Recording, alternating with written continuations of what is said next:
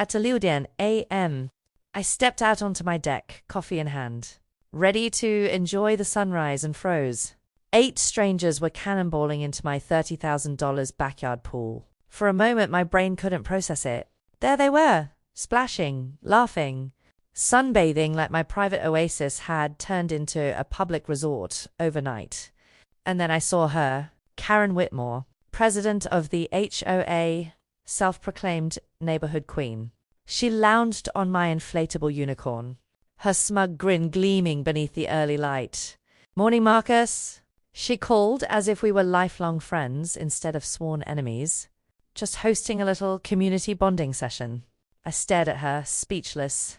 The smell of cheap sunscreen and cheap arrogance filled the air. Wet footprints led from my broken gate. The same one I'd fixed 3 times this month, straight to my pool deck. "Corin," I said, voice trembling more from disbelief than anger. "This is my property." She raised her sunglasses. "It's our neighborhood, Marcus. The HOA approved community use of member amenities. It's in the bylaws." I blinked. "This isn't a park. It's my backyard." But Karen just waved me off, laughing as 2 teenagers did synchronized dives right onto my pool float. "Relax! You're part of something bigger than yourself now. You should be grateful." Grateful. That word echoed in my skull as one of her friends set up a portable speaker, blasting some pop song loud enough to shake the windows. I retreated inside before I said something I'd regret. But my blood boiled. The HOA had gone too far. Every month it was something. No, a fine for unapproved.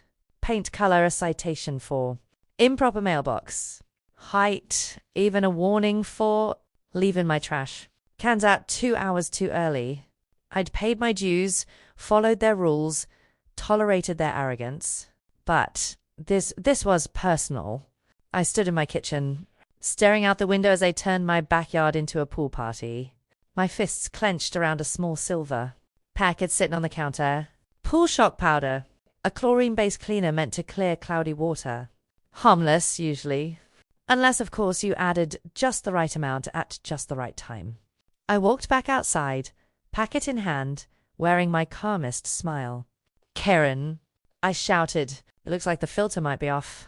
I'll give it a quick boost." She didn't even look up. "You do that, Marcus." I poured the powder into the deep end, watching it swirl through the blue water like smoke.